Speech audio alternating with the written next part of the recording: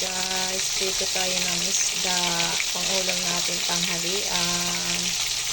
Mamaya magluluto ako ng gulay. Yan guys, yung ating napritong isda, ilalahok natin yan sa gulay.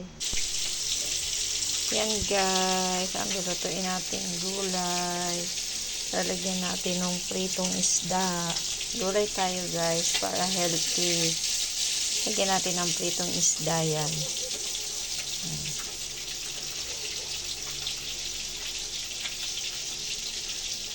Yan guys, ayan ang ating gulay, naluto na. Yan.